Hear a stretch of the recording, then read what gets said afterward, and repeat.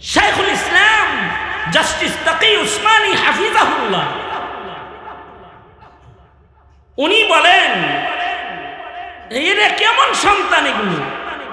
উনি বলেন, আমি আর আমার বড় ভাই আমরা দুজন হজ্জে বাইতুল্লাহর জন্য ইরাদা করলাম। বহু আগের কথা, তখন মুফতি আজম শফি রহমতুল্লাহ আলাইহি তিনি অসুস্থ, মরজে মৌতে আছেন। আমরা হজের টাকা জমা দিছি আর আব্বা অসুস্থ হয়ে গেছে। ঈদের চাঁদ উঠে গেল, জিলহজের চাঁদ উঠে গেছে, কুরবানির দিন এসে গেল। বাবার অবস্থা খালি খারাপ। আমরা আমাদের বিমানের টিকিট ক্যান্সেল করলাম যে আমরা হজ্জে বাইতুল্লাহতে যাব না। মৃত্যুর আগে আব্বা আবার কিছু সুস্থ হইল। ঈদের দিনে যখন কুরবানি দেওয়া হলো, আর কুরবানির গোশত নিয়ে বাবার পাশে আমরা বসেছিলাম আর বলতেছিলাম, আব্বু আজকে কিন্তু কুরবানি ঈদ, এগুলো কুরবানির গোশত।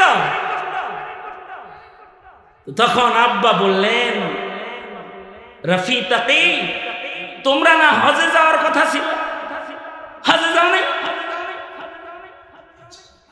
জাস্টিস তাকি উসমানী বলেন, আব্বা জানতেন যে আমরা হজের টাকা জমা দিছি, কিন্তু কোরবানির দিন আমরা আব্বার পাশে বসে আছি, হজে যাই নাই।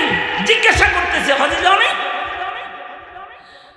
তাকি উসমানী সাহেব বলে, আমি তখন আব্বাকে বললাম, আব্বা আমাদের হজ তো ঘরের ভিতরেই আছে, আপনাকে দেখলেও তো কবুল হজের নেকি পাওয়া যাইতেছে, আর হজে তো পরেও যাওয়া যাবে। আব্বা হারায় গেলে তার হজ কামাই করান যাবে। আল্লাহু আকবার কাবীর। আপনাকে দেখার জন্য, আপনার খেদমতের জন্য রয়ে গেছে। জাস্টিস তাকি উসমানী বলেন যে আব্বাজান মুফতি আজম এতটাই খুশি হইলেন যে আমাদের দুনো ভাইরে বুকের মধ্যে লয়ে দোয়া দিলেন এবং বললেন, বাবার খেদমতের জন্য হজ কুরবানি দিলাম, জীবনে এতবার হজে যাইবা যে গয়না শেষ করতে পারবে না। তখন উসমানী সাহেব বলেন, বাবার দোয়ার বরকতে বছরে কয়বার যে কাবায় যায় এটা গয়না শেষ করতে পারবে না। সুতরাং বন্ধুবার সাখাওয়াত হোসেন রাজি সাহেব উনিও চলে এসেছেন, আর হাসান জামিল সাহেব হলেন রাবিতাতুল ওয়াইজিনের মহাসচিব। ওনার কাছে হলো সকল মুফাসসিরদের ডিপু। 12টার থেকে এক একজনকে 5 মিনিট করে দেওয়া শুরু করেছে। সেই হিসেবে আমার ভাগ্যে 7 মিনিট হওয়ার কথা ছিল, কিন্তু আমার সাথে দোস্তি ও মুহাব্বতের কারণে আমার সময়টা লম্বা দিয়ে দিচ্ছেন। কিন্তু যখন পরের ট্রেন এসে গেছে, আমার গাড়ি এখানেই ক্লোজ করে দিতে হবে নিয়ে ওরা নাস্তিক বানানো শুরু করেছে, মুরতাদ বানানো শুরু করেছে, বাউল প্রেমিক বানানো শুরু করেছে। সরকারি আয়োজনে স্কুল কলেজ দিয়ে শাহবাগী গঠন করা, এটা বিগত দিনের ফ্যাসিস্টের মিশন ছিল। শাহবাগী নাস্তিকদের দল বড় করা তাদের মিশন ছিল। আর এরই মোকাবেলায় এই কওমি মাদ্রাসার রাহবার তথা গোটা বাংলাদেশের আলেম সমাজের সর্দার মুফতি আজম মুফতি শফি রহমতুল্লাহ আলাইহি, আহমদ শাইখুল ইসলাম আল্লামা আহমদ শফি রহমতুল্লাহ আলাইহি শাহবাগী নাস্তিকদের মোকাবেলায় শাপলা চত্বর কায়েম করেছিলেন, বাংলাদেশের প্রজন্মকে নাস্তিকতার বেড়াজাল থেকে মুক্ত করার জন্য। হাকিমুল উম্মত থানভী রহমতুল্লাহ আলাইহি বলেছেন, আমার দেশের কওমি মাদ্রাসাগুলো হলো হিফাজতে আওলাদ মুসলিমিন, হিফাজতে আমওয়াল মুসলিমিন।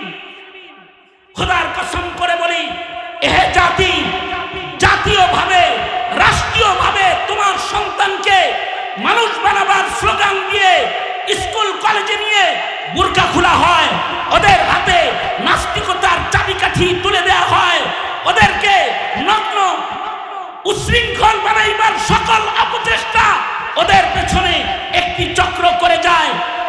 একটা মাত্র জায়গা যেখানে সুসন্তান গঠন করার মেহনত করা হয় সেটা হলো মাদারেসে কওমিয়া।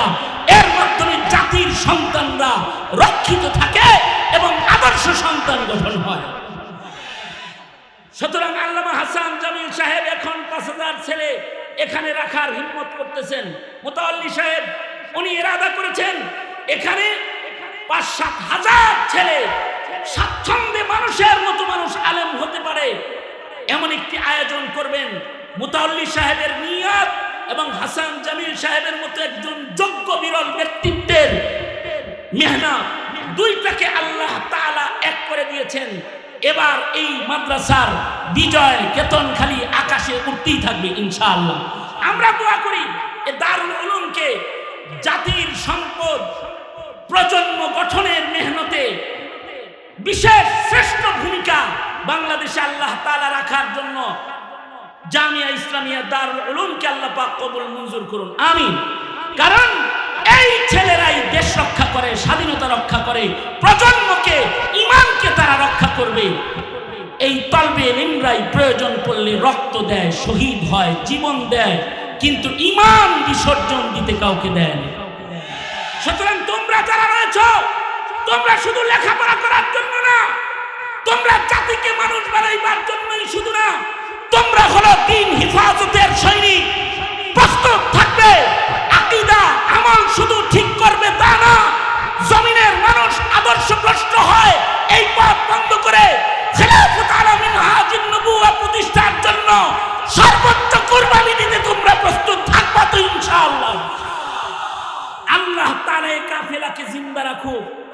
আল্লাহ তাআলা আমাদেরকে সুসন্তান গঠনে মেহনত করবার তৌফিক দান করুন, আমিন। ওয়া আখিরু দাওয়ানা আলহামদুলিল্লাহি রাব্বিল আলামিন। আসসালামু আলাইকুম ওয়া রাহমাতুল্লাহি ওয়া বারাকাতুহু।